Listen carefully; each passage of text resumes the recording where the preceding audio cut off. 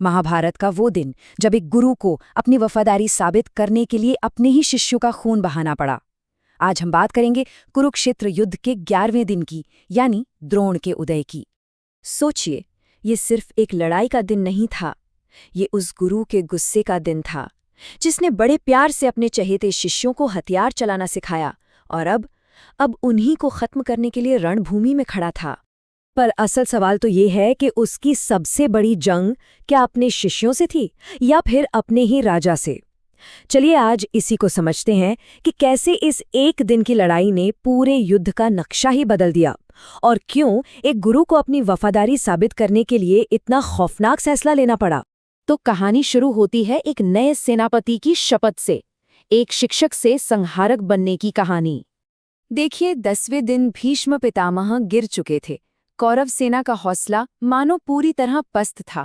अब इस खालीपन को भरने के लिए उन्होंने अपने गुरु द्रोणाचार्य को अपना नया कमांडर बना दिया और ये वो फैसला था जिसने जंग का रुख हमेशा के लिए मोड़ दिया। और सेनापति बनते ही द्रोण ने एक कसम खाई, एक ऐसी कसम जो सुनकर रोंगटे खड़े हो जाएं। उन्होंने कहा, आज मैं पांडवों को बताऊंगा कि गुरु का क्रोध क्या होता है। ये कोई मामूली वादा नहीं था, ये एक खुली चेतावनी थी कि आज रणभूमि में कोई रिश्ता नहीं बचेगा, सिर्फ और सिर्फ विनाश होगा। आगे है गुरु के क्रोध का प्रहार, शस्त्र और दुख का एक ऐसा तूफान। और सच पूछे तो द्रोणाचार्य ने अपनी इस कसम को पूरा करने में कोई कसर नहीं छोड़ी। उन्होंने इतनी बेरहमी और ऐसी तेजी से हमला किया जिसकी किसी ने कल्पना भी नहीं की थी। पांडव सेना में तो जैसे हाहाकार मच गया। अपनी दिव्य विद्या, अपने ब्रह्मास्त्र जैसे खतरनाक अस्त्रों का इस्तेमाल करते हुए वो अकेले ही पूरी सेना पर कहर बनकर टूट पड़े।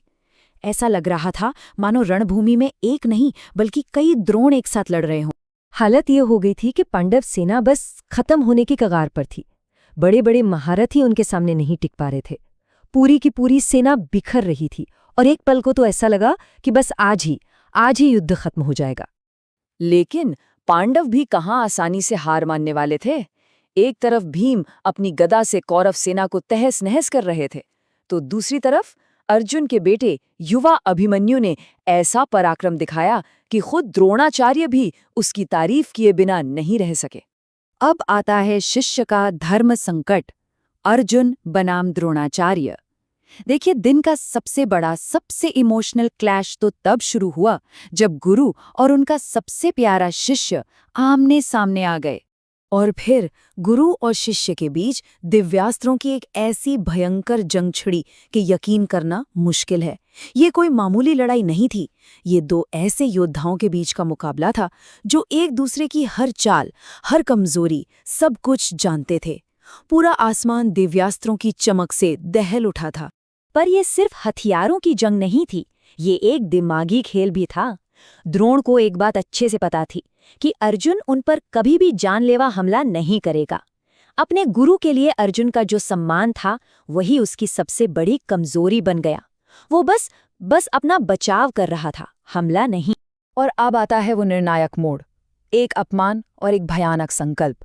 देखिए, दिन तो ढल रहा था, पर यहीं पर कहानी ने एक ऐसा खतरनाक मोड़ लिया जिसने अगले दिन की बर्बादी की पूरी पटकथा लिख दी। एक सवाल उठता है, जब जीत लगभग द्रोण की मुट्ठी में थी तो उन्होंने पांडवों को खत्म क्यों नहीं किया? ये सवाल सिर्फ हमारे जहन में नहीं, ये सवाल दुर्योधन के मन में भी कौंध रहा था। आखिर द्रोण के इतने खौफनाक हमले के बाद भी पांडव मैदान में डटे कैसे हुए थे? क्यों? और फिर दुर्योधन ने वो किया जो उसे नहीं करना चाहिए था। उसने गुस्से में आकर द्रोणाचार्य पर सीधा सीधा पक्षपात का इल्जाम लगा दिया। उसने कहा, आप आज भी पांडवों से लगाव के चलते उन्हें जानबूझकर छोड़ रहे हैं। ये इल्जाम, ये अपमान द्रोणाचार्य के दिल में किसी जहरीले तीर की तरह चुभ गया। सोचिए, वो गुरु जो अपने राजा के लिए जी जान से लड़ रहा था, उसी पर गद्दारी का आरोप लगा दिया गया। और बस उसी पल, उस अपमान के घूंट को पीकर द्रोण ने अपनी वफादारी साबित करने के लिए अगले दिन के लिए एक ऐसा फैसला लिया जो महाभारत के सबसे दुखद, सबसे काले अध्यायों में से एक बनने वाला था। तो इस तरह 11वें दिन ने 12वें दिन के विनाश के बीज बो दिए। एक क्रोध की विरासत, 11वें दिन का सूरज तो डूब गया, लेकिन वो अपने पीछे आने वाले कल के लिए तबाही का एक पूरा नक्शा तैयार कर गया था। तो आखिर इस दिन से हमें मिला क्या, इसकी विरासत क्या थी? पहली बात, द्रोणाचार्य की असली खौफनाक ताकत दुनिया ने पहली बार देखी।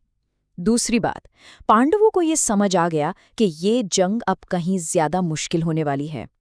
और सबसे जरूरी बात, दुर्योधन के उस एक अपमान ने द्रोण को अगले दिन के लिए एक जानलेवा रणनीति बनाने पर मजबूर कर दिया, और वो रणनीति थी चक्रव्यूह। जी हाँ, 11वें दिन का अंत असल में 12वें दिन की उस भयानक त्रासदी की शुरुआत थी। और ये कहानी हमें एक बहुत गहरे सवाल के साथ छोड़ जाती है।